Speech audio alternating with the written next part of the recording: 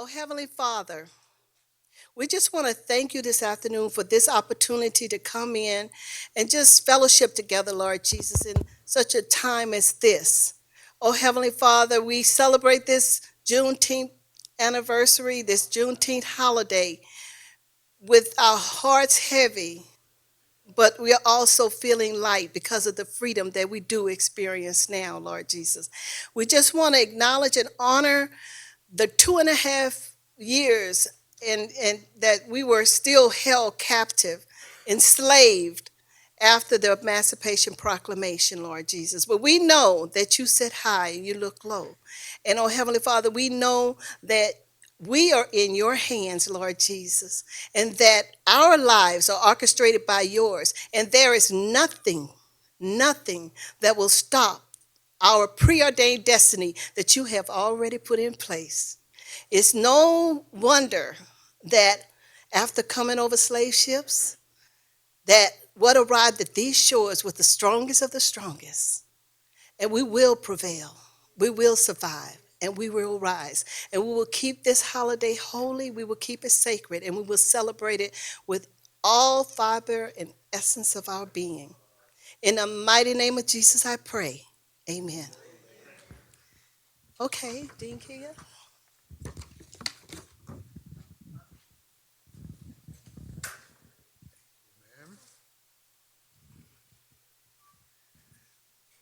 Good evening. Let me welcome each and every one of you for taking time off your respective basic schedules to join us for our inaugural celebration of Juneteenth. This is going to be an annual event sponsored by the Barbara Jordan Mickey Leland School of Public Affairs. So we're quite delighted that you can join us. There are a number of events going on in the Metro Houston area, and the fact that you chose to join us this evening is highly appreciated. Let me recognize a few people who've joined us. Let me start with our former president, Dr. James Douglas. Dr. Douglas, thank you so much for joining us.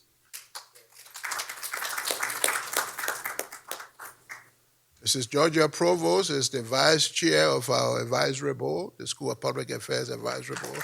Thank you, Ms. Provost.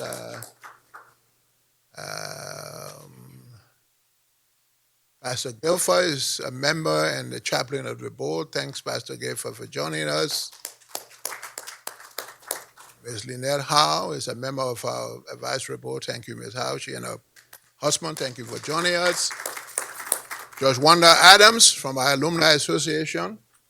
Your Honor, thanks for joining us.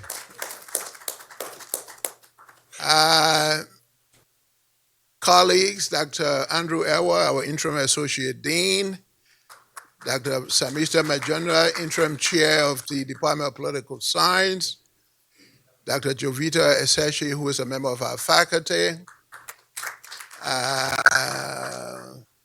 Thank all of you for joining us. This program wouldn't have been possible, or the dean does the easiest part of the job. I mean, I come up and run my mouth after the folks have done the work. So let me thank the folks who actually did the work. Beginning with Dr. Antonia Christoph, who chair our organizing committee that has been working on this for a year.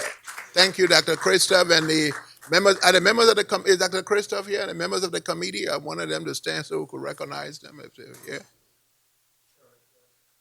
Okay. Thank you so much. Dr. Lancaster, thank you. Mr. Sebastian, thank you very much for putting this together. Ms. Glenda Higgins, the Senior Administrative Assistant in the Office of the Dean. Mr. Sebastian, Ms. Paula Akins, our Senior Administrative Assistant in the Department of Urban Planning and Environmental Policy. Mr. Ron Price, our able consultant who worked with us in putting this together. Thank Mr. Bryce Taylor, thank you so much. Thank you very much for putting this together. And let me thank the panelists. Thank you so much, Mr. Edwards, Pastor Max Miller, for taking time off your respective busy schedules to join us. Let me briefly say that Juneteenth, in my mind, was made possible by four major factors. Now, there may be others. In my mind, there are four major factors. And I just want to briefly speak to each of them as I conclude my welcome remarks. The first, in my mind, is the unity of purpose. You can never wage a successful struggle, and I'm speaking from my own experience as an activist as well. You can never wage a successful, no people can wage a successful struggle unless they have a common purpose. There got to be a sense of unity around a common purpose. And that requires putting aside petty differences, egos, personalities, and all of that. If our forebears were hung up on their individual egos, ladies and gentlemen, we would not be here. So that's lesson number one. Lesson number two is coalition building. Yes, the people of African descent were the target of slavery, the most nefarious scheme ever devised by the human mind. But there were also other people of, particular white folks, of goodwill, who found slavery to be morally repugnant, and who joined the struggle. The lesson there is that we always have to build coalitions. Even if we are the principal target, it's always important to build coalitions. The third major factor in my mind is resistance. Freedom, to paraphrase Mrs. Corrector King, is not given. It is earned. Because no oppressor ever willingly gives the oppressed freedom. The oppressed people have to take it. You got to give the oppressor two options. Option number one is that you either cave in and we work together and move along, or if you persist in your oppression, it could lead to some unfavorable consequences for you. Now, when the oppressor recognizes that the consequences will be unfavorable, then the oppressor gives in. So our job is to make the circumstances of oppression, no matter what form it takes, untenable for the oppressor. The final factor in my mind is resilience. Struggles are not linear. They are fraught with progress and setbacks. That's the bottom sheet. So our forebears resisted. They met counter-resistance. They didn't give up. They withdrew, retaught their strategies, built coalitions if necessary, went back on the battlefield. So as we celebrate Juneteenth, all of us in this room and everyone in this country and around the world knows that yes, slavery has ended, but oppression always takes various forms. And that's why we cannot rest on our laurels.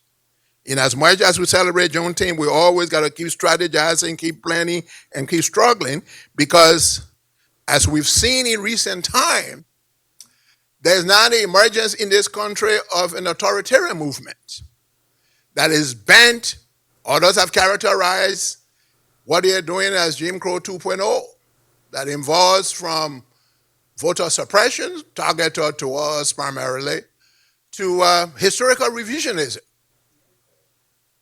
Either slavery did not happen, or the way in which you folks describing it, that's not the way, or I'm not responsible because I was not there. I mean, there are all kinds of revisionism. But we got to constantly remind folks, that's part of our duty. The church has been turned over to us. We got to educate ourselves, and we got to educate others, because we cannot struggle devoid of knowledge. We got to know our history, know who we are, before we can teach other people about who we are. So we can do that in ignorance. So let us leave this celebration recommitted to the struggle for social justice and freedom, not just for people of African descent, but for all peoples, not just in the United States, but around the world. Because let us keep in mind, we are all part of a common humanity. So when one group is oppressed, don't relax, because the oppressor will turn its attention to another group. So we are all tied together, whether in these United States or across the world, in the ongoing struggle for justice and for human dignity. We remember our forebears who toiled with their blood and tears to make this day possible.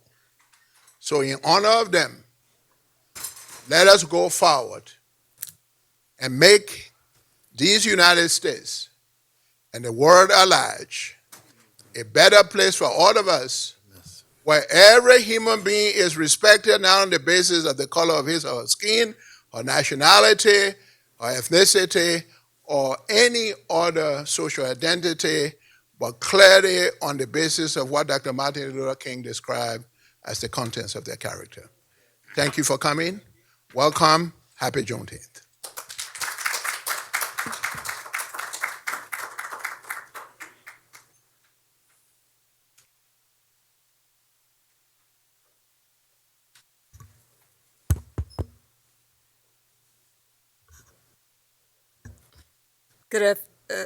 Good evening, and happy Juneteenth.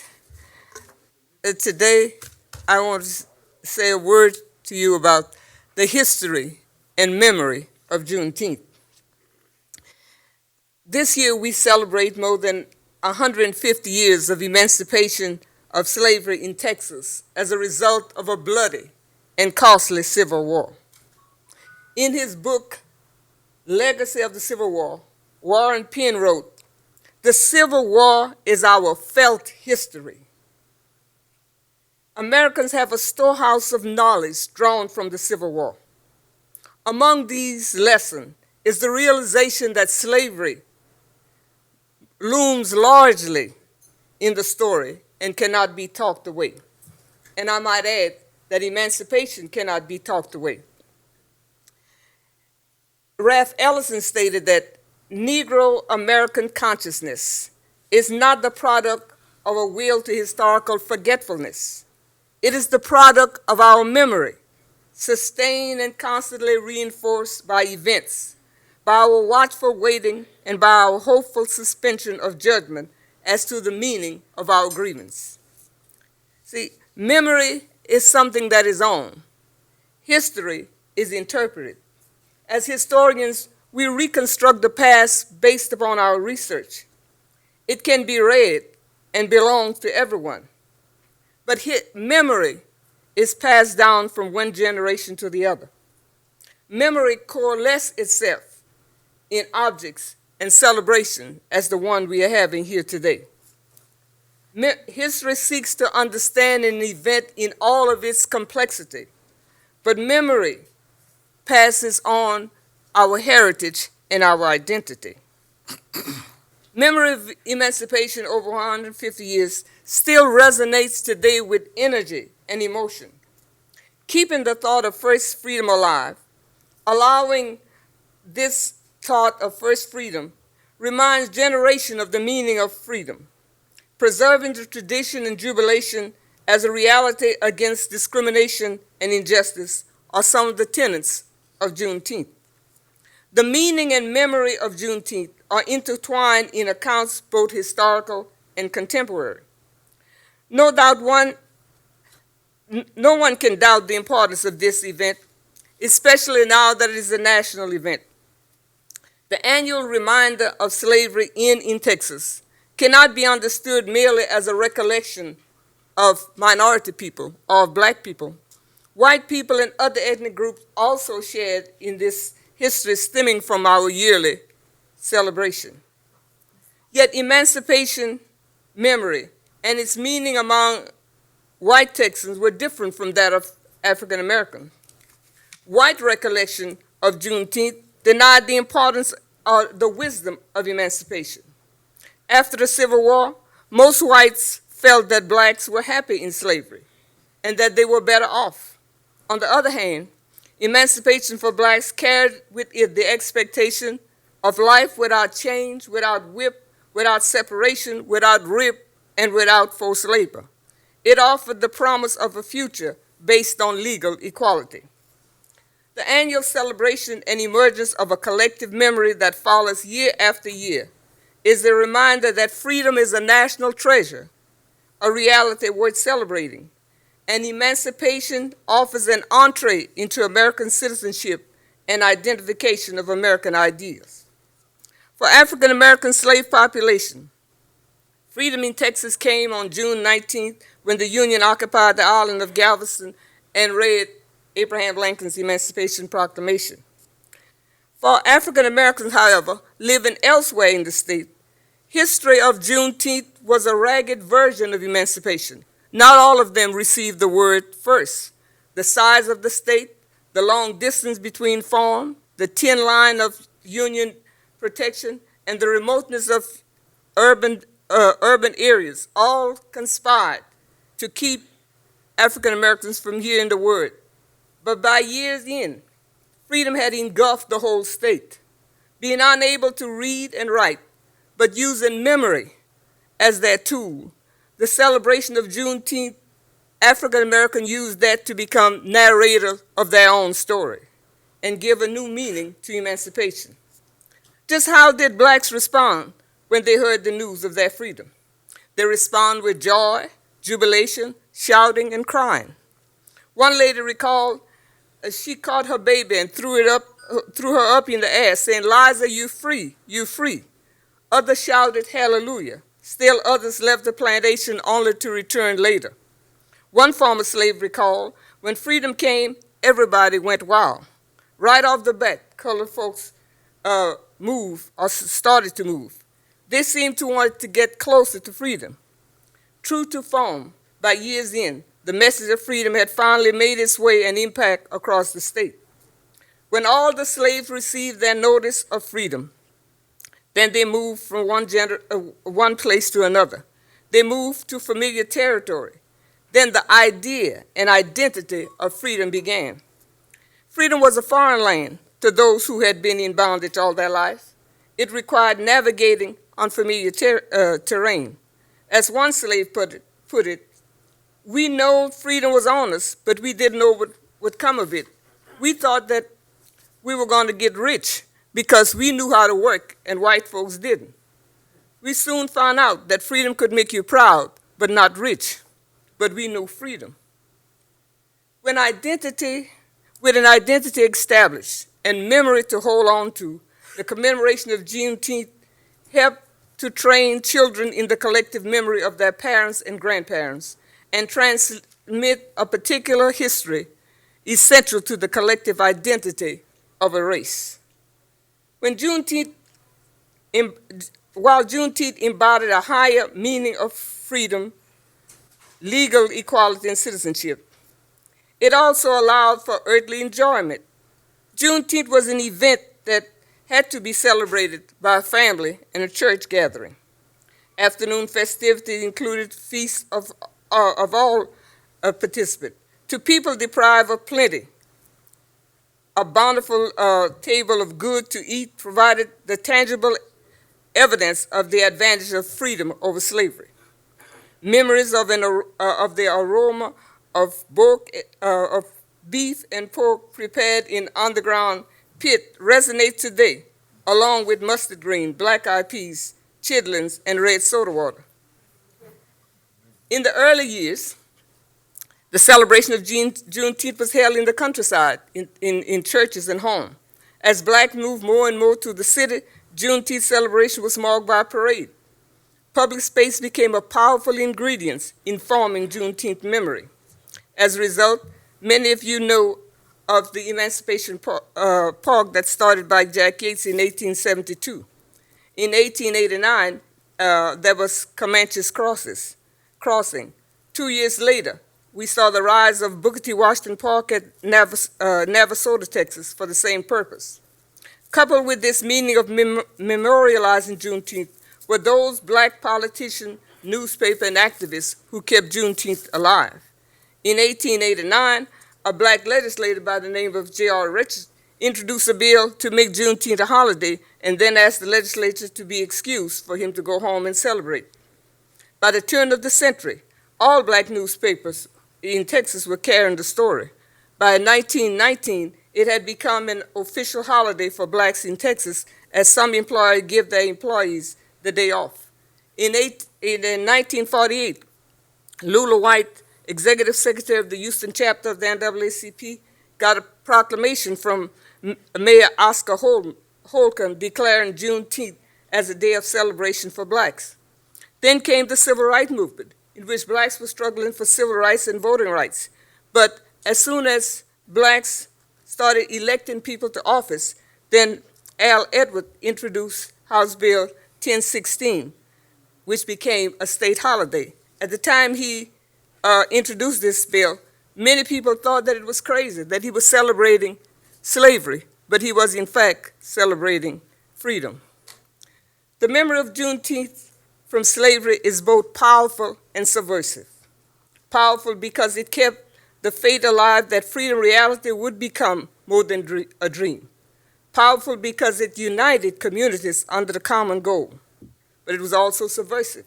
Subversive because it contradicted the notion held by many whites that the destruction of slavery weakened the South, or that blacks preferred slavery to freedom. It represented a public counter-demonstration to white memories of Confederate statues that we see coming down in East Texas. African Americans refused to bow to these memories. Rather, that they decided to have a collective memory of Juneteenth and thus created their own usable past.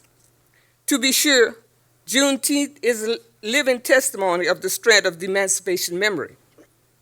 Memories recorded 150 years ago still resonate with us today because, according to Ira Berlin, memory touches individual men and women with such power that it becomes a driving force in search for social justice, the mortar that binds the violation of the past to the grievance of the present. That memory has allowed this Juneteenth to become a holiday is a great accomplishment. But we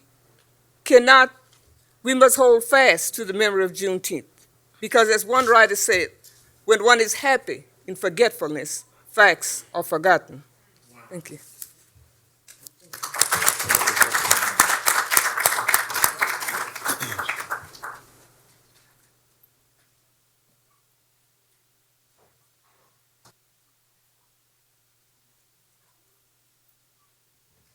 Thank you, Dr. Marlene Petrie, for that beautiful reading.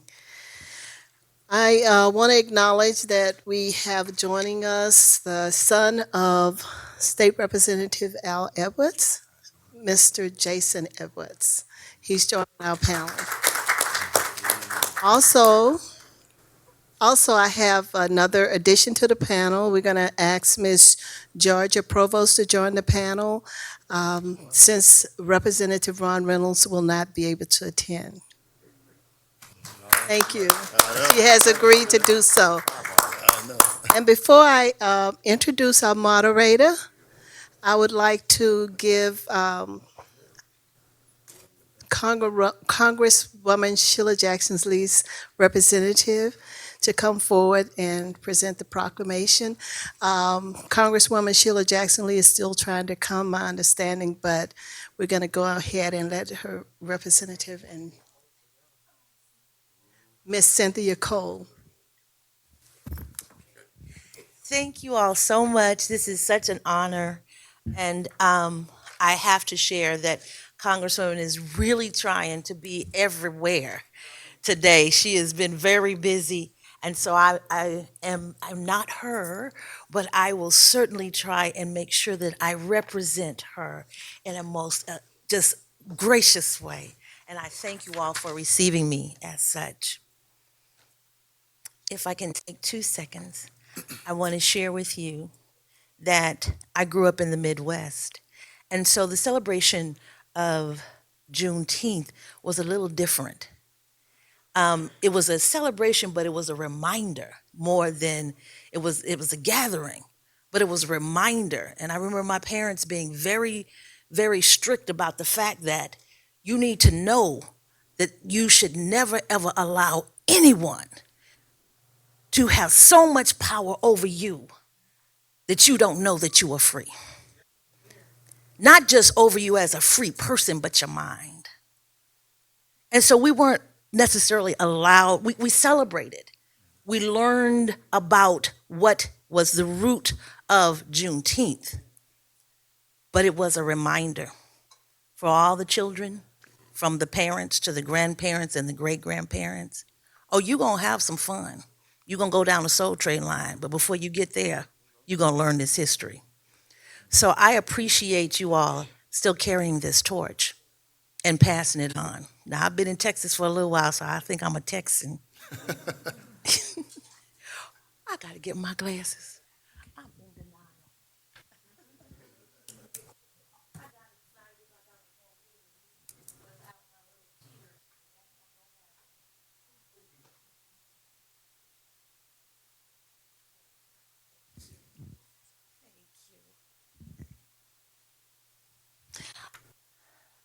Congresswoman Sheila Jackson Lee led and continued to lead for many, many years getting the federal holiday.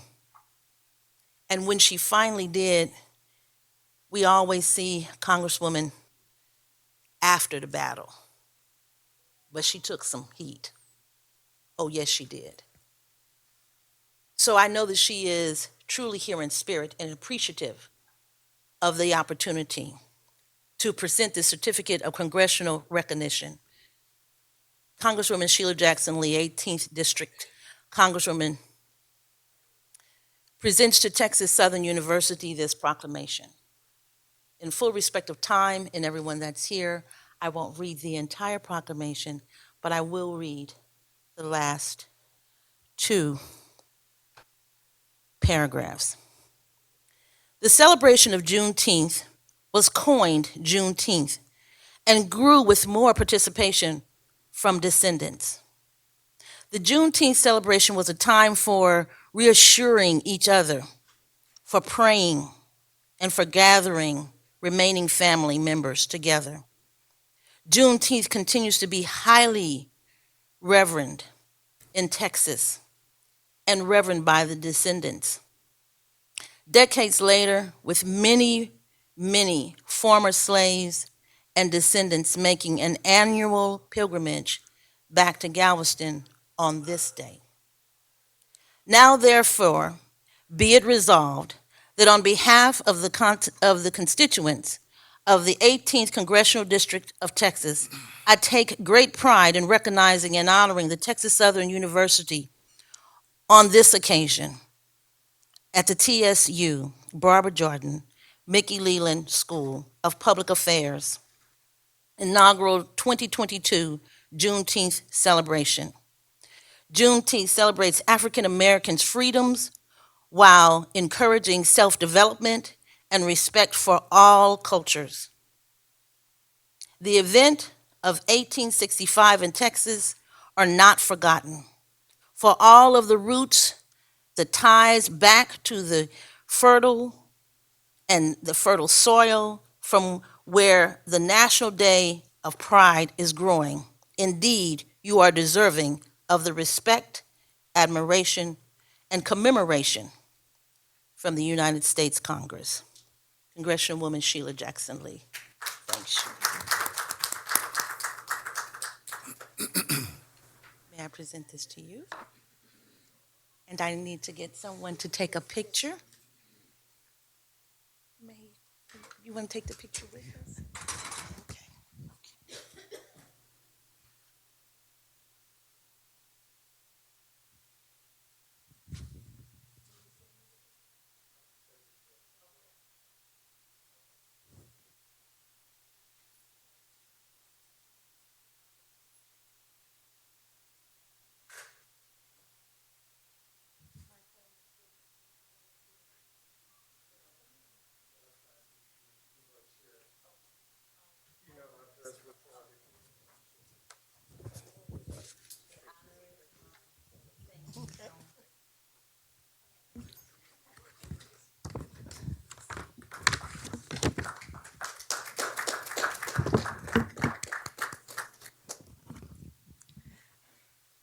Thank you, Ms. Cole, for that. And thank you, Dean Kia, for spearheading this. He had a vision, and it's alive. And this is an inaugural event, the first of many. We will keep Juneteenth alive. TSU, as a HBCU, is taking the lead on Juneteenth. This is what our inaugural event is about. This is a vision that Dean Kia shares, and all the people here in the Barbara Jordan McClellan School of Public Affairs will make sure that this event will continue on growing and expanding, including communities, partnering with other events that are already in place across the state of Texas. We have a calendar. That calendar is just a calendar of events at this time, but that calendar will become a means of partnering with other events and also bringing HBCUs together. TSU is taking the lead on Juneteenth. Go Tigers. So I have the honor of introducing the roundtable discussion moderator. I've known her for some time now. I've known her as an EMPA student. I've known her as a councilwoman. I've known her to work with ISD school district. Okay. I don't know how much you missed. So, as I was saying that TSU, Barbara Jordan McClellan School of Public Affairs, is taking the lead on Juneteenth. We're going to keep it alive. So I was saying that I would like to introduce the roundtable discussion moderator, Judge Wanda Adams. She is former EMPA student. She's a former councilwoman. She's also a former ISD employee, and now she is Judge Wanda Adams. Without further ado, I'd like to welcome a wonderful person, a beautiful person, Judge Wanda Adams. Thank you, Dr. Christopher. One thing she left out, she was my professor. Well, I mean, really? Like, how could you leave that out, right? I mean, the person who actually taught you where you are today. So that's an honor that, my professor get to introduce me and see me as I go. First of all, I just want to welcome everybody tonight. Are you excited about the Juneteenth celebration here at Texas Southern University? I know that I am. So again, I am Wanda Adams, and I'm a two-time alum here at Texas Southern University. I received a scholarship here to this wonderful university via athletics by playing basketball. And so, as you can tell, I'm short, and I know you never would have figured that out, right? But I am so excited to be here today. We're going to jump right in today, and we're going to have this like a discussion. Is that all right with you? We're just going to have a discussion about what is Juneteenth? Where have we come? How far has gone? What does Juneteenth means to me? And when I was coming up, and I was talking to Chief Young a second ago, and I was like, hey, what did Juneteenth mean to you as you were coming up? And she said, well, I was not from Texas. She said, but I heard about the struggle and what they had gone through to be able to get where they was. And I said, do you think that our young people are relating to Juneteenth today? And it was so important. And you know what? And I said, maybe in my mind, I just knew her answer was going to be no. But her answer was actually yes.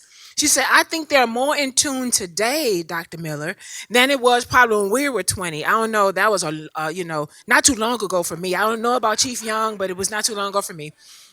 But she told me, she said, but you know what, Judge? She said, my daughter right now is in California. And she said, that is all that they're talking about in California on what we're doing in the state of Texas around Juneteenth. And believe it or not, I just got off a boat, maybe like 3.5 hours ago, off a plane. And of course, went home, took a nap, and hurried up over here. And while I was coming, everybody, when we was going through it, everybody was talking about, oh, this is you all's big holiday. Congratulations. And they were so excited and did not live here. So you know what, Dr. Christoph? It is resonating throughout the country on what we're doing in Texas. So let's give Texas a round of applause for that. That is huge. Well, let's jump straight in. We've met the panel. Of course, we met the honorable, the awesome, the dynamic Miss Georgia Provost. And, you know, she's a lover of the Texas Southern University. I don't think you find a better champion than Miss Provost. And she'll get on you if you don't include TSU and nothing. So if you don't want to talk about TSU, don't go to Miss Provost. I'm telling you, because she's going to tell you. So, and of course, we have the brother of our former Representative Al Edwards. And of course, we have Dr. Max Miller that's going to be here, that's going to be talking to us today. And of course, now we have Jason Edwards, who is the son of Representative Al Edwards, we're just going to jump in. So actually, I want to talk to the youth of the group, right? I want to talk to you. Of course, Chief Young and I was having this conversation, but coming up, and I know your dad, all the stuff that he talked about, but we want to know the true story behind Representative Edwards. You know, when he was coming up, when you was coming out, how often was Juneteenth mentioned in the household? And before you start celebrating it, what was it like? And did you even know what your dad would leave behind of the history that is happening right now? So let's talk about you as a kid. See, me, we did watermelon, strawberry, and cake, and pound cake. I don't know about you guys, but what did you all do when you all celebrated? What was it like in the Edwards household? So it's funny, and thank you, Texas Southern. And there are a lot of familiar faces. Of course, my godfather and my uncle David, who made sure that I was a part of this, and appreciate the school taking lead on this. And it definitely makes sense. I think that Juneteenth was not always as popular as it is today. And yes, Dad had his part, and a lot of Texans had their part in bringing this holiday forward to what it is, to what we have. And so I see Miss Provost, who I've known. She's known me before I knew myself. And so that's why I had to give her a hug. I've spent many evenings in her beautiful home, and we go. Well, she goes back to my parents a long way, and from my very beginnings. So, growing up with Al Edwards Sr., for those who don't know, he's known as the father of Juneteenth, and I know there is a broader audience looking, and I won't assume any details are known. Dad made Juneteenth a state holiday in 1980 as a freshman legislator. He grew up, I'll just start from when he was a young man, volunteering and working with a gentleman named C. Anderson Davis, who was a fraternity brother. And I know some folks in here crossed paths with him a long time ago. And he deserves his flowers. And in that, Dad was inspired, being a Texan, celebrating Juneteenth as a little boy. I'm sure Uncle David can go into some real Juneteenth celebrations that were beyond my time. And so, like any Texan, Juneteenth meant a lot to him. What was broader for Dad was the fact that it wasn't being acknowledged. And, what folks didn't know is that Dad really loved history a lot. He wasn't a professor, but history, the Bible, and politics. Those were pretty much where he landed most of the time. And so growing up with him, when your dad's a politician, I was looking at the Texas Archives just released some photos of Dad. And you can see Dad's nonprofit he started in 1985, Juneteenth USA. We just redid the website. It was just released last night. So you can see a photo on the opening page, juneteenthusa.org, from the day the bill was signed. And I don't even know if Uncle David has seen this photo yet because I haven't sent it. Oh, you saw it today? Okay, good. And so, and I know I'll hear about that one too, by not even sending it to him earlier. But growing up, you know that something cool is going on. And then being his son or one of his kids, you know that there's something cool about him. But once you realize the story around Juneteenth and celebrating Juneteenth, ours was a little unique because we would always fly to different events around the state or drive to different events. But we heard Juneteenth often, observance of the ancestors and what they went through, and the celebratory side of it. We also volunteered and voluntold around a lot of Juneteenth events. He did a Juneteenth tennis tournament for 35 years and used to rent out the George R. Brown Convention Center when I was 9, 11 in that era. I'm sure some folks here attended. And, but it meant a lot. And, I have some points to share about, some of the stories he would tell about And we're the going to jump into legislation. all the secret stuff that, Yeah, that you only going to share with us tonight, okay? I tell you, we won't tell anyone, not even the live viewers that are watching. They're not going to share anything about it. But we want the word this is one rumor that we want to spread across the country, No, all no, the no. information that you have to Got it, share. okay. Okay, we're going to come to you.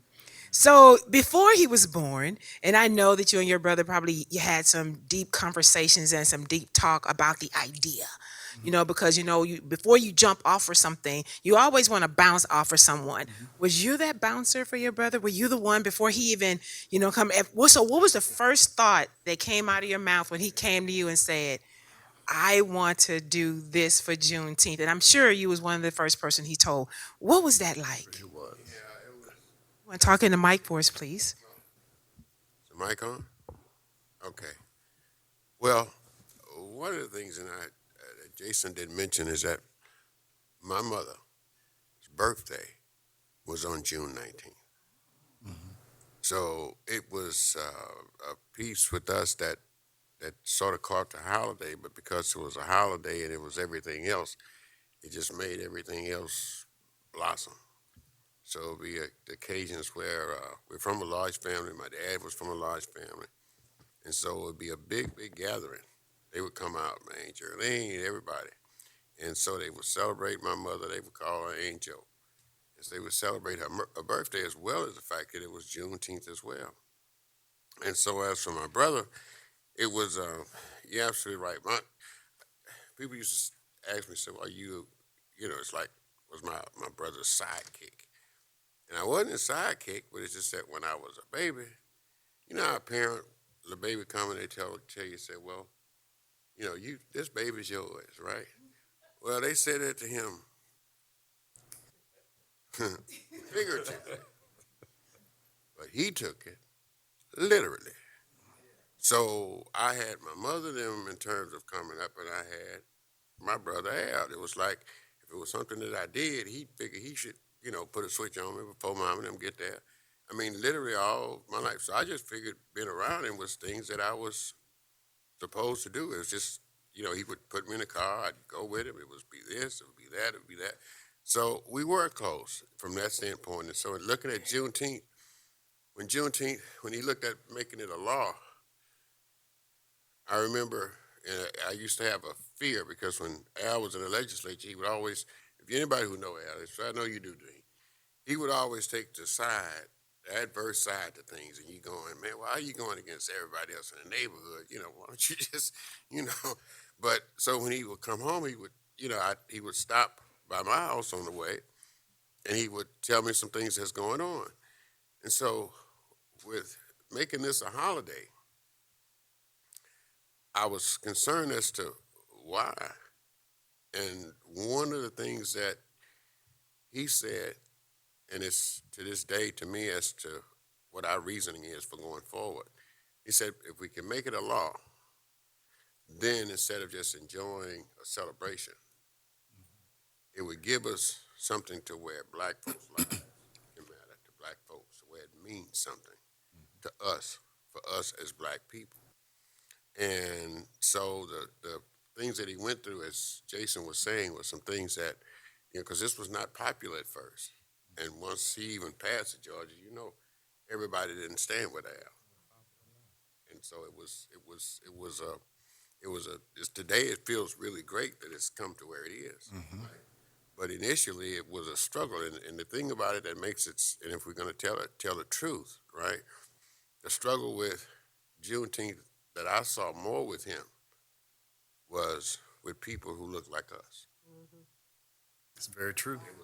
It was really, really interesting because and so I mean that's just the truth in terms of his support to get the bill passed. The truth of that is that it was white legislators that sided with him more than his own. And we're going to jump into that. I'm so glad that you talk about that because you heard when it was first opened and when you was given an opening on when Emancipation Proclamation was signed, right? When it was signed, and people in Texas didn't know till after 2.5 years later, Miss Provost. And so when you think back to that period of that time, and there were some people who sighed and people who probably didn't. Take us back a little bit on what was it like, or what we've heard, the sentiment of some people saying we supporting it, but then you have some people went right back to the place where they were because they didn't want to accept it at that particular time because it didn't feel like they was really free. Do you see that there's a difference today, how we feel and how the people felt back then? Thank you. I want to answer this, but let me recognize, I'm a And professor. come up to your mic, Ms. Provost. I want to recognize one of the Houston photographers, and ain't too many of us left yet in Houston. Ferb Bennett. And I want to thank my president, President Douglas. Every time we have something on this campus for Texas Southern University, he's the only one that's coming to it. And I appreciate you, sir. I appreciate you leading by example. To answer your question, let me start from the beginning. First of all, Al Edwards came to the house one day, and he said, Coach, I think I'm going to run for office. So my husband said, yeah, you're going to run for state representative. And mama going to follow you around and take your picture and keep you in the newspaper. So that's how he got started. He said, and then I'm going to make you the chairman of the Bayou Bend tennis classes so you can get international and national thing. So Al has always been a friend of the family. So we were with him when he said he was going to do Juneteenth. Now, you had a lot of folks, and as old as I am, I can call them out, but I'm going to embarrass some of these family members that's here. Oh. But Jason, we can call them out. Yep. But Al had 3 or 4 different bills. But Juneteenth was the one that made a difference. Mm-hmm. And we talk about Juneteenth and we talk about Al, but did you all know Al Edwards is a graduate of Texas Southern University? Nobody said anything about that. He went right here. Say if I did. Yep. I told y'all. Go ahead. And when I enrolled at Texas Southern University, I didn't know her provost, Mr. President, but I knew Al Evans. Because he would take us, we had Lincoln Drive-In. He would take us, make sure we had something to eat, make sure we had transportation. I mean, he was like a big brother to us. And I think that's why we stayed in school. But whenever we get ready to do something as black folks, we have a problem. And I was on a Zoom call, Dean, a few weeks ago, and I told him that Texas Southern University and black folks got the same 2 cancers that MD Anderson can't cure, and they're in the cancer business. Jealousy and envy. And until we can teach a course in that, Mr. President, we're going to be all right. But I wrote something out a few days ago. Juneteenth is a time for blacks to reflect on the past, where we are today, and where we will be, both as a society and for ourselves. It is time for an assessment, self-improvement, and planning for the future. And we should be about teaching our young people about Juneteenth. And Mr. President, since you're still in administration, we need to talk to our president and the Board of Regents. We don't even have African American studies over here. That's pretty bad. So how can we talk about what Al Edwards did as a graduate, and we don't even have the study to teach the kids this? So that's a project we need to work on. Now, across the street, our friends been having one for the last 50-some years. Because Wanda, Alan and I go raise money for them. And then they got a Mexican American studies also. So what I'm trying to say to you all, it's time for us to wake up. We've had all these folks that come through here. And then when you talk about Juneteenth, it's good to recognize that Al Edwards started it and do things and get with Jason over here so we can get this Juneteenth thing moving. But did you all know that we had a gentleman named C.F. Richardson, who was the editor of the Defender newspaper? during that time. And he wrote an editorial on the Ku Klux Klan. You're too young to remember that because you weren't even born. And then they start threatening him. Mr. President, you know this. So he started carrying a pistol around with him. And the Ku Klux Klan wrote a note on his house saying, "Nigger, leave town and don't let the sun catch you in Houston." But that didn't bother him. He got 3 or 4 of his friends to be his bodyguard. And you had another gentleman that named Norris Wright Cuny. He's a black man. That's who Cuny Home is named after, from Galveston. His mother was a slave. His daddy was a white slave owner. He sent him to school and he got to be an attorney.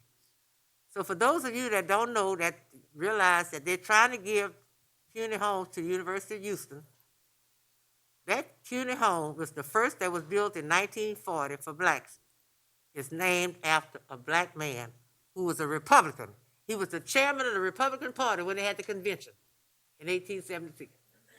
So we need to learn how to do our history and read about things that we need to be about. And see, if we had African American studies on campus, then Pastor Gifford, you can send all your members over there. And I mean, we can learn a lot just from learning our history and where we come from. So remember that even when we talk about families, to both pastors that are present today, everything was founded upon, of course, our black churches, especially in the black community, especially around Juneteenth. And Pastor Miller, I know that you are a scholar of research. There's one thing about you. He loves to read. He loves to read the Bible, but he also reads books outside of, and pretty deep too at it. But when you think about one of the questions that one of the professors that someone sent in, it stated, many African Americans choose not to celebrate this holiday because still today they feel that they're not free. So being a pastor, what do you say to that? And what is your answer? And then Pastor Edwards, Reverend Edwards, I want you to follow up with that, because some people stop going to church because they feel like, what is it doing today? We celebrate a holiday and people still feel like we ain't free. We still enslaved one way or another. Maybe not like we were back then in chains, but there's still some type of slavery. Let's talk about that, gentlemen. That's a great question. I lived on the outskirts of Juneteenth being a secondary holiday to July the 4th, as if Juneteenth did not matter. It was mentioned, but July the 4th was celebrated. And many in our churches, many in our neighborhoods, many in our communities, because of the lack of knowledge, because of the lack of the generation between myself and my grandparents, because those lessons Dr. Douglas was not taught, it appeared that July the 4th included us. If you think about it now, the fireworks don't even open for Juneteenth. But they open on July the 1st for July the 4th. Kids love fireworks. It reminds me of Jack in the Box. When we grew up, I was a big clown. And we didn't care nothing about the bonus jack, the jumbo jack. We loved the clown. In fact, they had a Jack in the Box that you would wind up. But Jack in the Box fooled around and got too smart. They blew up the clown. They blew up the clown in Ronald Lodge McDonald. And Jack got enough sense to say, wait a minute, we got to bring Jack. And say, watch out, Mac. Jack is back. We love the clown. Nobody brags on the food. They love the clown. Nobody really bragged about June the 10th. It was the fireworks around July the 4th. And that hurt even the churches because of how July the 4th was set aside as a day. And let's remember, when that day started being celebrated, we were still enslaved. That I believe now, with the wealth of history in these two volumes right here, that if we continue to keep our history and what it really means in front of us, and we continue to enlighten those that have the false perception of what real freedom is. And let's remember, freedom starts with your mind. And your mind is tied to your heart. I guess I have to get some Bible in here. So is a man thinketh in his heart, so is he. Well, your mind and your brain is saying, no, it's not. Because I've never seen anyone have mind surgery. But I know plenty that had brain surgery. So that mind, that intellect, if we're not taught or we're not there to listen so that we'll know the real important, I lived it. I lived between Mr. Ledoux and Mr. Berger when I thought we were rich because we had two holes in our house. And everybody else had one. And I found out that another house belonged to us. That we couldn't play with the Berger's children because they put quicksand in between. I lived it. We listened to sayings deemed that remind me of June the 10th that I share with the church. That anybody can go back and get the history if you want it. Don't leave it to somebody else. You never have to teach a child to do nothing wrong. It's in the makeup. But we mess them up when we laugh when they stole that first cookie. It was so cute. Now they robbing banks. And you don't know where it started. It started when you laughed.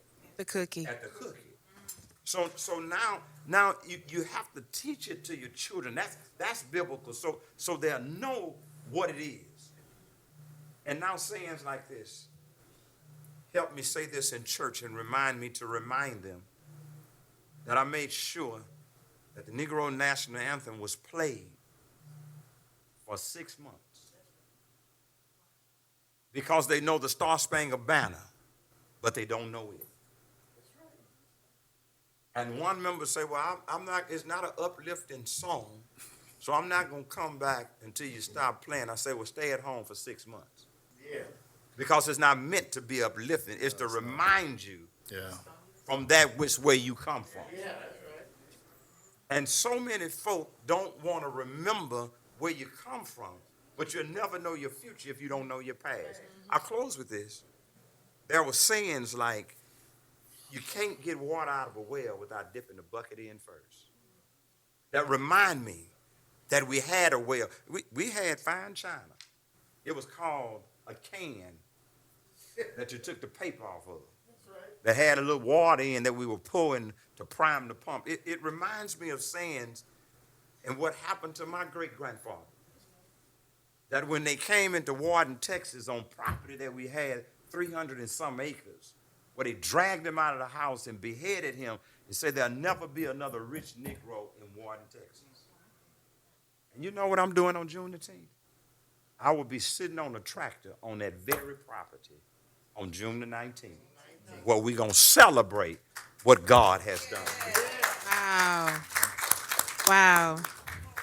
So, Reverend Edwards, you heard the powerful, Reverend. I mean, it's a habit. I mean, Mr. Don't Edwards, look at me. insurance owner. I was gonna leave that one alone, huh? I know. It's just, I mean, I want to give us something that's not. okay, I hear you, Red. What you say? Wait, hold on. Wait. He's Wait, speaking. he's speaking. What you say? Oh, you want him to be ordained by Pastor Miller. Oh, okay. You gotta call me first. Let's review that one. I know, right?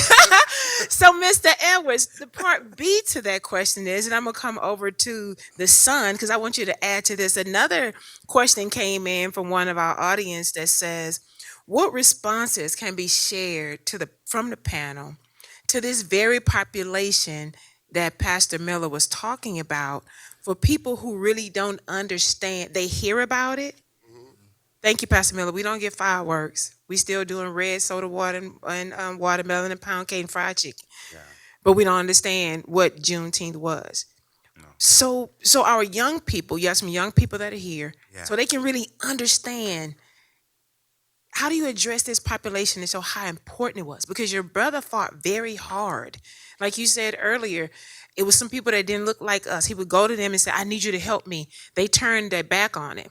But he had to go to someone who this holiday really wasn't for, if you want to put it that way. And they the one that helped him carry the bill. So how do you talk to this population today who really just don't understand? They don't. I wasn't born during that time. I didn't know the representative. I don't know any of the state reps. Yeah. Hey, I still get to do what I want to do.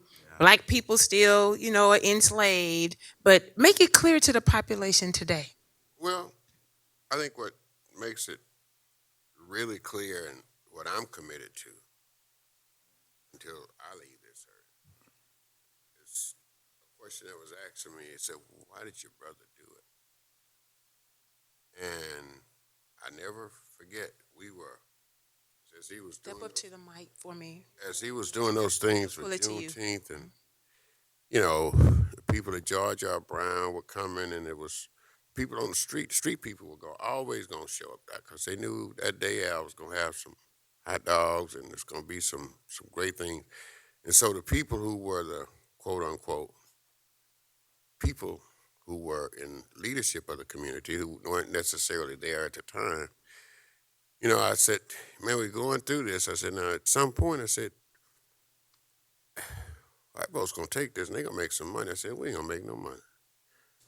I said, man, what you doing? What we doing? He said, you laugh. He said, man, that little money they make, that ain't nothing. He said, it's a bigger picture for this. He said, the whole reasoning is that for it to be an actual holiday, it gives us something to where today we can leave out of this room with at least one thing. And that is that black folks' lives matter to black folks.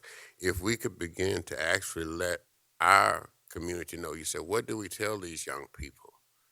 What is important? Because though black lives matter as it relates to America as a whole and how everybody should get their fair share and everything else, but black lives we should begin to teach them the reality that black lives should matter to black people.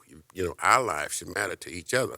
And so some things you say, well, wait a minute, are you getting so deep or so heavy? It really starts with something that's simple. It's just that, Georgia, you said something in terms of with how we as a people, as far as coming together and doing some things, and it's just that for black lives to matter to each other, we all know in this room. Let's start in this room. We go in the rooms, and sometimes it's just because there's those that have a different look, different color, got some on. I mean, it's just that kind of thing. And then we also know that there's things that we do that really, leaving out here today, we can do better. In other words, I'm going to be truthful to you. If I go through River Oaks, I am more conscious that I don't throw something out the window than I am in South Park. So, which means black lives matter to each other. The more we can begin to really concentrate, so that bottom line, you don't have to serve a community to where we as a people in terms of what we do, that consciousness of where we are, one with the other, begins to penetrate. Because I really feel in terms of really being, what you said somebody say, is it free? If you kind of going against yourself. If you're saying, we're supposed to be free, but freedom or whatever, we get this old saying, things should start at home. So in terms of being free, so that people can treat you right, we've got to start at home. And black lives have got to matter to black people. And if our young people can get if that message can get, and it's not going to happen, it's not like that it hadn't happened, because we wouldn't be here if black folks' lives didn't matter to each other. But I think right now there needs to be a real consciousness if we're going to see anything change in our community to where you don't have to look at the news every night and notice somebody shoot somebody because, black folks killing each other, that kind of thing. Black folks' lives, if we can get that message, Right. to keep putting that out there over time, that black folks' lives shouldn't matter to And they black should folks. matter. And one of the things you just said, the word free, a question came in about free-ish, right? They say free-ish is just a feeling. Is it a true meaning of free? Because right now, today, African Americans are still fighting for certain freedoms. So the question is, since Juneteenth, and I'm gonna go to Jesse, and I'm gonna come to Ms. Provost, is they think we just use the word free and we just throw it out there. Because now you have a whole lot of things in the gumbo now. You have GLBT issues. You have women's issues. Now you have abortion issues. Now you have the freedom to even be a Christian issue. You have the freedom people hide and don't want to tell the world, I go to I attend church, or I'm a believer, because they hide and because they don't want the world to know, but they do things in secret. So is that word free really there? Because based on the question, it's like we're still not equal. Can you talk on that? So I think that to couple that with the young generation in terms of conveying that message, one thing that I mentioned in an article I just did in terms of, it was more to corporate leaders, was that approximately 400,000 slaves made it to the shore that were enslaved. At freedom, there were approximately 4 million. And I'm sure there's some people that know a little bit more about that than I do, but those are broad numbers. Now we're approximately 45 million. I think that one thing I convey with our younger people is that there are literal decisions that were made not to hurt a slave master that have allowed you to walk this earth today. And not just, we could say a lot of things can't be proven and factual. If you're a Texan and you did yard work in 100-degree temperature, you know that at some point, 400 years and 4 million people, somebody had to make a decision to live or make a decision not to live. And so for our young people, I think that one dad used to say is that he used to, some things I'll pull back and won't say in this forum, but he would just love the idea that people have to pause on this day. And I think that's just as important. He would talk about from the standpoint of white Americans having a pause, forcing them to acknowledge slavery and the ending of slavery. But I think our young people is just as important. They're being forced to slow down, because sometimes it's interesting in the black community, you'll hear people discuss, I don't want to teach my kids about slavery. I don't want them feeling less than their classmates, their white classmates. So when do you introduce it? My daughter and my wife are sitting there. My daughter is 20, Sydney, and my wife, Denise. We took our time introducing her to certain things, but then we dipped her deep into real documentaries about the culture. And so that's one thing I would tie to young folks in terms of making it real for them, is the fact that they're here today from our population, just like sickle cell anemia runs in our blood, in our genetics. That's because just hypertension, retaining salt. Retaining salt means you stay hydrated longer. The folks that stayed hydrated longer survived the boat ride. If you were dehydrated, you didn't survive the boat ride, so you didn't make it to shore. So you're not here by accident. There is a direct line to survival of the fittest, which, that young lady has heard numerous times. That's what I'm not an educator, but that's how I approach it when I deal with young kids. And, with Juneteenth USA, my sister is an educator, and my mother, Dad's former wife, is a retired educator also. They're working on a curriculum for young people for that very reason. So that's one of the things we'll be focused on. The freest thing, black folks are going to be struggling for, the fight for everything is going on right now.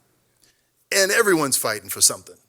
You've got alternative lifestyle folks, and I hate to use that term, and but there are folks that have their own battles with life, liberty, and pursuit of happiness. And pursuit of happiness, whoever who came up with the idea of life, liberty, and the pursuit doesn't guarantee happiness. And in this country, there is a fight, and so free-ish, I understand. And, I spoke to the U.S. Embassy in Armenia about Juneteenth this week, and they asked the question, what would you say about the struggle of African Americans that may tie to our culture to encourage them to keep the fight? They just had a war that they told me to stay out of in that speech, but they asked me that question. And I told them, I said, in our culture, there's some good things about our culture, some bad things about our culture, but one of the wonderful things about our culture is we take that fight for civil rights and human rights and that life, liberty, and pursuit of happiness for our people that were denied, and we pass it on down the line to those kids. So we're going to go ahead and turn it over to the audience right quick. Turn it over to the audience right quick. And let's get one question as Congresswoman get relaxed. Is there a question from the audience that we would like to address our panel with before we turn it over to Congresswoman? Because Wanda, let me say something. yes, ma'am. We talk all this noise, but we need to be teaching Congresswoman. our young people what our ancestors went through as slaves. They worked sun up to sundown, no l'argent, no money, no education, but they helped build America and build the White House that the president living in. We need to get them motivated because now you got all this technology, how to do everything, and you young people sitting on your behinds ain't doing nothing. Mm-hmm. That should be emphasis right there. That should give you encouragement to want to do something. And recognize what your forefather had to do to stay alive. Yeah. And that is so true because that goes with history. And we're going to give the Congresswoman, I know she's getting through, but is there one question from the audience as she prepared to come and address? Because one of the things that, and I don't know who said this, and Congresswoman probably know, I think it was one of our former presidents, either he was a candidate at the time or what, when they was talking about the White House and they didn't understand how the White House was built. And the former First Lady had to come back and say, let me educate you on how the White House was built. And she literally had to educate someone, and I forget who it was, who didn't even know where the White House came from, who built it, and you sleeping in it every night. It was built on the hands of slaves and African Americans during that time. So we're going to connect the two with is there a question from anyone before I bring up Congresswoman Sheila Jackson Lee? Yes, sir. Would you please go to the mic? It's right next to you. Yes. If you would go to the mic and state your name and who the question is directed to. Thank you.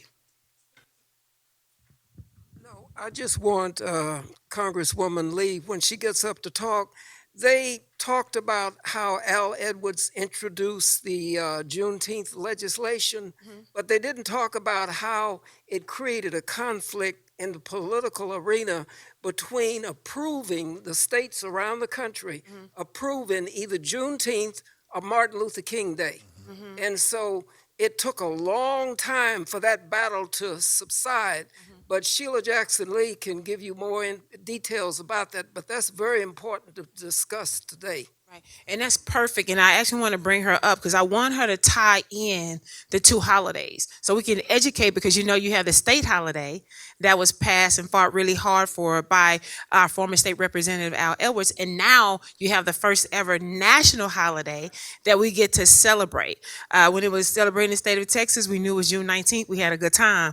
Now they was fighting about how much money they're going to have to put in the budget to allow people to be off on Mondays now, right? So let's And Wanda, I just wanted to add, following up what Georgia Provost said, people don't know that because we don't have an African Studies program here. right, and that makes sense. Yes, sir, Mr. Edwards. No, I just wanted to say that for what, just kind of piggybacking you a little bit, and I'm, and Congresswoman, correct me if I'm wrong, but my brother used to Because I was with him, he would refer to Sheila as his sister. And over time, he would talk to me. We would talk about different things as to how they go back. And so it was not where when he got the state bill passed and talking with her and starting to work on that. And I just, in here, and it's not to dismiss anything, but there's a, because I see here Opal Lee, and it was great that she walked, right? But her walking was not what started, because you all asked me how did I know something, because I was there. Because when the state bill was passed, that piece of what she started working on, they started at that way back then. And it's just, so I just want to just take a minute. I think that we all will get something, and somehow some things can get really turned around as to how we really got there. And the system can take it and use it to what sort of best fits them. And of course, and it's not to say that the fact of what Ms. Lee did in terms of walking was not credible. I'm not trying to take that away. But in this room today, where you said the root of Juneteenth in terms of where you said where did it start from and what occurred, then that piece is one that I just wanted to just take a minute and just acknowledge, because it's the truth. I was there. And that's amazing. And we're so glad that our Congresswoman is here. Not only that she may stand short in stature, but she walks tall for us in the 18th Congressional District. She walks tall for us on issues that you just heard Mr. Edwards say that she's been fighting for this a very long time. Sometimes we don't see what's going on behind the scenes a lot of times, but we have to realize that the fight is continuing, even though we don't see it. So as we come and we bring Congresswoman up, and she's going to educate us and enlighten us to tie the state holiday into the national holiday. What does this mean? The fight that she had to go through. Because we know when she comes and when she fights hard, you guys. And I get to, see her and witness her, and she don't give up. And when she's about business, she's about business. I don't know if you all ever went to Washington and see, sometimes my little feelings used to get hurt because I'd be trying to but she'd be like, I have to go, Wanda. I got to go deal with this. And I'd be like, fight. She continues. So I'm proud not only just to call her my sister friend, but can call her my Congresswoman, mentor. When I first ran for city council, I'm calling her on the phone. I mean, just was at my niece's graduation. I mean, since the North Side, I've been knowing her for a very long time, and now I get to just, walk. I don't know if I want to say hip to shoulder, but we walk arm to arm together. And so it's always good to laugh. Ladies and gentlemen, please, please give a round of applause for not only just mine, but your United States Congressional Woman, Sheila Jackson Lee.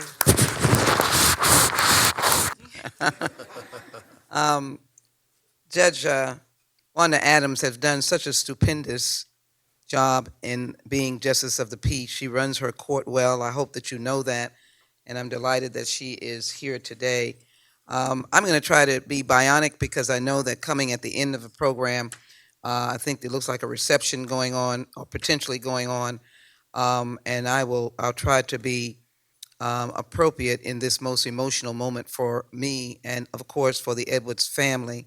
Let me thank Dr. Antoinette Christopher for this brilliant tech, using it constructively, which will be used Juneteenth after Juneteenth to have a statewide web and access to all that is going on. Our dear sister Opal Lee, who brought me 1 million petitions, I think in 2019, she was just a teenager, maybe 92 at that time, in the hot sun. I mean, it's hot here. We're never used to it being killing hot. It was hot.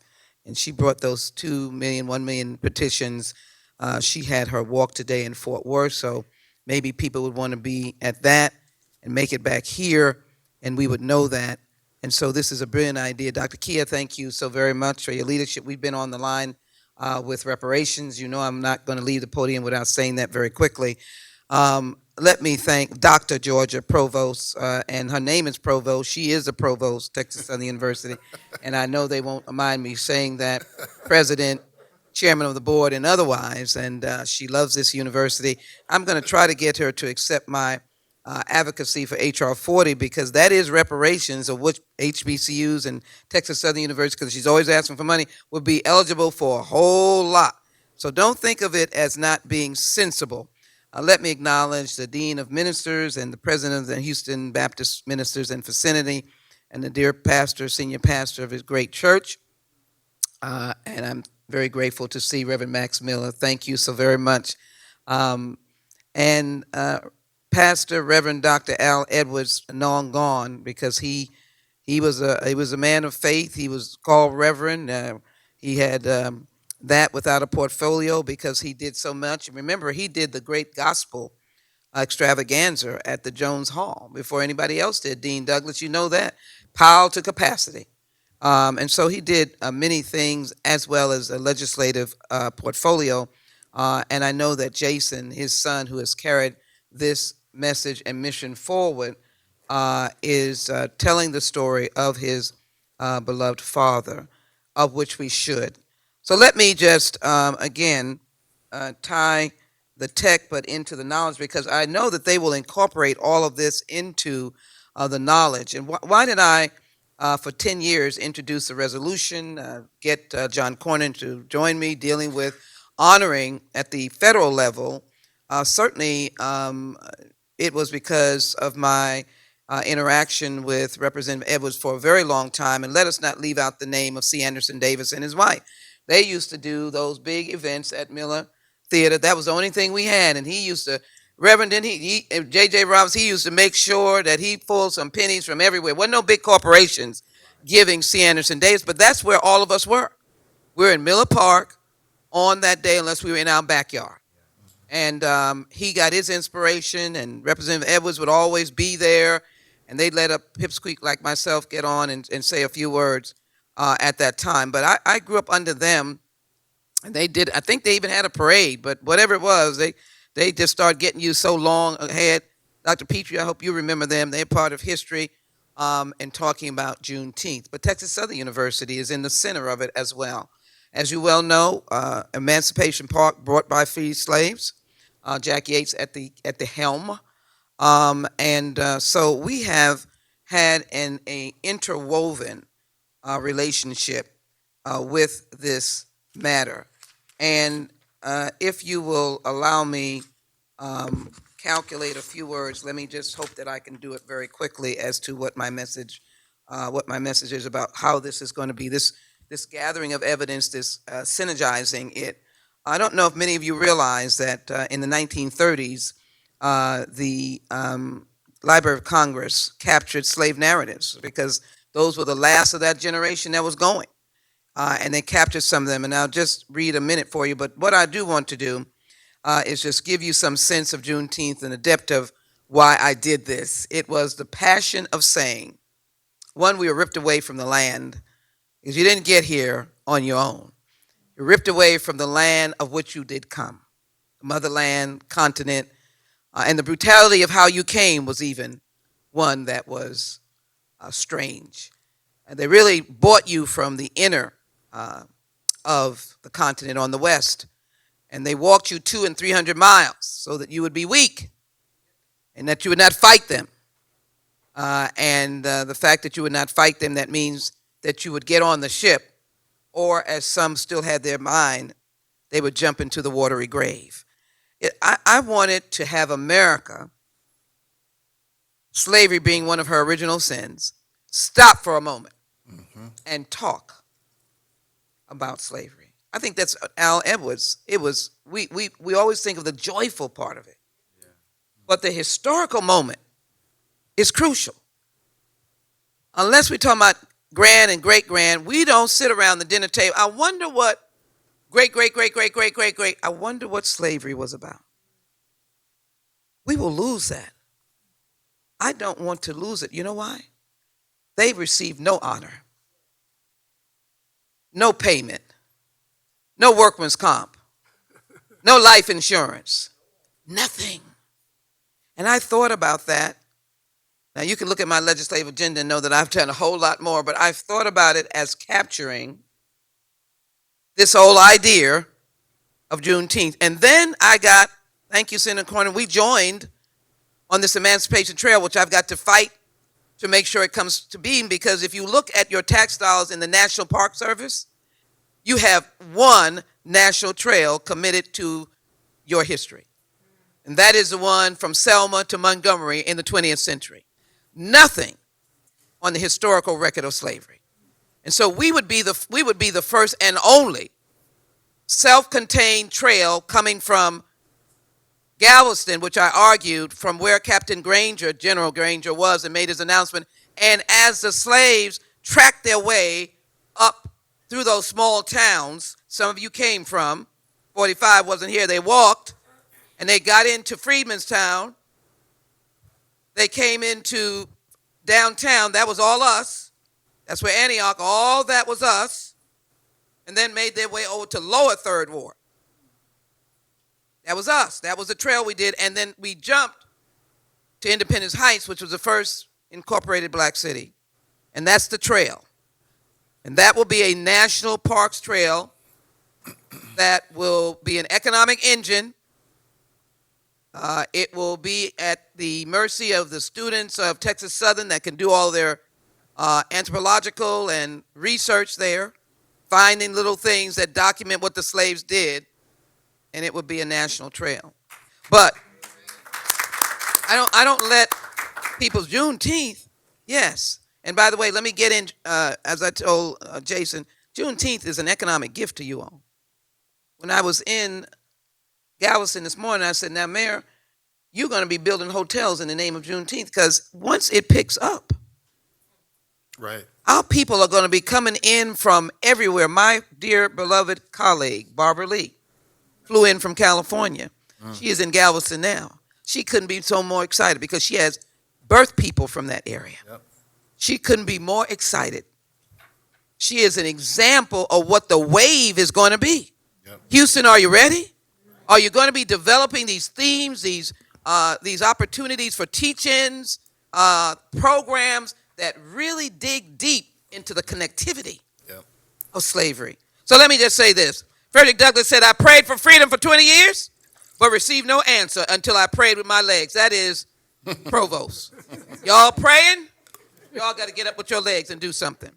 I love This that. is a beautiful world, he said. This is a wonderful America, which the founding fathers dreamed until their sons drowned it in the blood of slavery and devoured it in greed. Our children must be to rebuild it. That's us. W. Du Bois, y'all just thought he had the talented 10th, didn't say much. And Harriet Tubman said, slavery is the next thing to hell. She should know. I grew up like a neglected weed, ignorant of liberty, having no experience of it. Then I was not happy or contented. It is interesting, the trajectory of slavery finds us right here in the 21st century. We are still tracking the same things. Those of us who go to Congress, we're still fighting the same disparities. And so I know that you have heard of the final order, and I'm coming to a close with that, but I'm letting you know, go and find, in fact, this August school, funding of which I contributed when we settled the desegregation lawsuit, we got this school. Chairman of the Finance Committee at that time was, as my history reflects, Commissioner Ellis. And with this desegregation settlement, George Bush had to finally give, and we go every year to make sure they adhere that you're supposed to get equitable funding. But there are people today, Senator Miles, that has to fight for the same fight of equitable funding for TSU. Please understand, as Du Bois said, I prayed, but I got to use my legs. And I know in his lifetime, Al Edwards was always fighting. I'm glad to have been counted. Yes, I was, when he was younger sister, but he was always, whenever he come home, he had something that we had to fight about, fight for.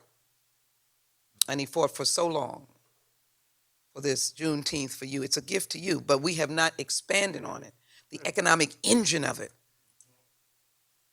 You've not created programs or put out things. Come to the Juneteenth conference, just like the Pan-African conference was in Atlanta. And black folk will come from far and wide. They will fill up the tutorials of the TSU, will have teach-ins, and all the academic professors will be here talking. But let me just say, Mother Ann Clark, 112 years old in the 1930s, lived in Paso, Texas. They said she's too crippled to walk, but a smile lights up her tired old eyes. We were living long then, 112 years. The survivors of Tulsa are 101, 106, and 108. They burned them to the ground when they told us, hey, if y'all just go and act like we do and build hotels, hospitals, banks, it'll be okay. They burned them to the ground. I went there last year to the 100th commemoration. They had me as their guest, and I literally knelt on the soil that 300 dead Tulsans in the Tulsa race war were just dumped in. No grave, just dumped. I felt compelled to kneel on the soil. I commend you to go to Tulsa, kneel on the soil. They will come to Texas if you know how to market this and tell the story. Thank you. They will grapple to get here. Grapple is not the word. They will drag themselves. They want, when I say our people want, and other people want to feel comfortable in our history. So let me just quickly say, because you all don't know, as you have seen these, she is deaf but can't hear if you speak close to her ears. This is her talking. She said, let me get my ears open before them wet my fingers, then pull so hard on my earlobes, it seemed they would be injured. I mean, this is our English. She said, my master was a Yankee. He took me to Louisiana and made a slave out of me. But he had to go to war. He had a quarrel and he got shot by somebody. Captain Clark, my second master, took a shot at him and he couldn't come south no more. But Captain Clark kept her. And you know, she said, the white folks hated to give us up. Worst thing in the world. Because I plowed, I hoed, I split rails. I done the hardest work ever a man ever did. I was so strong. This is a 112-year-old woman remembering her time in slavery. If he needed me, I pulled the down so that the master could cuff him. Well, whatever that was, but that's the word. They'd whop us with a bullwhip. We got up at 3, and I told another group, I said, the only time you getting up at 3 is get the plane to the Bahamas. We got up at 3. At 4, we done ate and hitched up the mules and went into the fields. We worked all day pulling fodder and chopping cotton. Remember, cotton became king. It built the wealth of this country. It built the Wall Street banks, and we don't realize that. I'm going to weave in here. My next iteration is H.R. 40. I am not going to allow America to deny us the commission to study slavery and develop reparation proposals. But I got a lot of folk with a bag over their head saying, let me get let me get SBA loans. I'm not stopping you from doing that. What I am saying is that you were not paid, you did not get life insurance, you created the wealth of this country. The wealth divide is $17,000 for a family of African Americans of 4 in this time, and $171,000 for a family of 4. That is the average. We're not talking about looking to say that there are not the folk which people point to, that there is not wealth in our community. What we're saying is you look at the science and the research. $17,000 for a family of 4 African Americans average, and $171,000 for a white family. I am not begrudging them. I'm not angry. I'm doing the work to ensure that there is a response. One of the responses could be HBCUs never close. That the funding is there as the young people are beginning to flood these institutions, that they have the dollars to go. One of the things is affordable housing, that this line of eviction does not continue. One of the things is to help with a criminal justice system to alter the direction of our young people. One of the things is for us not to wake up every morning and look at your early morning show and see which of us have been out there shooting with guns, because nobody interfered early in their family's life or their life. You can't blame the mayor and the chief and all of that. We're out there shooting with guns. We have not shut our own selves down. Reparations is repair, restoration. And so let me finish what she said. I want you, chopping cotton. And Master said, oh, this is really encouraging. I want you to lead that field today. And if you don't do it, I'm going to put you in the stocks. The stocks is where you do like this and throw you into a dungeon room.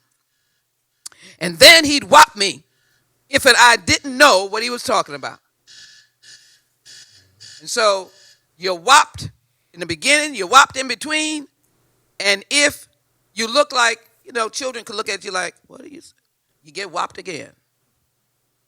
That is how I want to leave you. And before the judge jumps up, because her court has not gavelled in, I am going to read this last moment so I can get you to feel like Frederick Douglass has said, praying and getting up is the same thing. The people of Texas, as the general stood before throngs, expectation, 2 years they had to wait. They couldn't get the word. They didn't get the word. Their masters were so happy they didn't get the word. They knew they had the word. The Emancipation Proclamation, January 1st, 1863. And then all of a sudden, General Granger, and because they knew they had the word, and Abe Lincoln said, I got to send a man down there because they're not letting them get the word. He probably was hearing, are them people free down there? Days not free. And so he said, man, get on the horse, get there. And so he read this. The people of Texas are informed that in accordance, and he said Texas because we were the delinquents. In accordance with the proclamation from the executive, hey, y'all, wake up. The president said this a long time ago, of the United States, all slaves are free. This involves an absolute equality of rights and rights of property. We were property. And now you're telling us that we had the rights of property? Between former masters and slaves, and the connection therefore existing between them becomes that between employer and hired labor. He didn't say becomes equal. That would have been good. And let me give you your plot. General Sherman tried to do that, and as presidents go, we lost Abe Lincoln. The new president came in, could hear nothing, see nothing, and literally told them to stand down. Yep. I leave you on this. First of all, the visual of these expected people who had been whopped, who had picked cotton as their daily life, who had watched their relative go into the soil, never to have a marker, never to be honored, who had seen daddy and mom sold, baby sold, toddler sold, never to be responded to. Well, just look into this man that said that you are free, did not hear the words that you're equal to Massa, but wanted to comfort Massa by saying, don't go nowhere now, just stay there and work. The word is that a whole bunch of them got up and got out of there. In fact, I'll use the terminology. They looked and they said, I'm out of here. Because I'm not educated, but I don't know what employee means. And as far as I know, I'm out of here. They got out of here and made that march. But that should get the nexus that there was nothing given based on what was owed. H.R. 40 in 2021 is a moment when we will be able to study the trajectory from our slave history to the conditions today. Now, some people want to be above it all, to suggest I have made it. I look at my family, my relatives. We don't need that. That is our worst enemy. Because I am suggesting to you that you need to pause a moment to dig deep, and then as you dig deep, develop the response of what is needed for some of the major ailments that I hear so many of you talking about. There is a divide in the economic engine that comes to African Americans, no matter if you are self-sufficient right now. That doesn't take to the layers of people who are not here in this room. So I thank you for letting me elongate, but it is the reason why I really passed this legislation. Because I saw what the house of Al Edwards built. And I thought that the nation needed to see and to take it up and to give this to the whole nation. You all need to get ready for doing what you need to do in dealing with this thing that can be a powerful draw to this state, but also the landscape across the United States. There is a Juneteenth history in most states where African Americans are. And people can develop that and tie it to Juneteenth freedom. Remember, as we pray, we can get up and use our legs. Amen. We love all churches, but we will be at Antioch tomorrow praying for our ancestors at 10:30. And so do your own churches, but if you can join us later on, please don't hesitate at 10:30 on tomorrow. Thank you so very much for the opportunity. Oh, we can do a whole lot better than that. I mean, wow, amazing. Amazing. But before y'all leave and before we start moving, Dr. Key and everyone, we have this dynamic panel that's up here. We want y'all to give a round of applause for our panel. Please show them some love, because not only just through personal experience, but sharing their love for what we have, and of course our Congresswoman, Sheila Jackson Lee. So panel, thank y'all so much for joining us this evening, and thank you for being a part of this. But before we go, Congresswoman gave us a charge. She gave us a strong charge. We can speak a lot of things, but if we don't get our legs to moving, then we're not accomplishing anything. And I don't know if many of you ever traveled to Africa before, in Cape Coast, where the slaves actually had traveled through. And on top of the door where the slaves exited, on the top of the door, it has the point of no return. Don't let them, that's the last thing that they saw. When you said you had 400 that lived, you had the majority of them decided to jump overboard because they knew what their future was going to look like. We do have returns of positivity in this nation. But remember, not just say about it, be about it, and let's do something about it.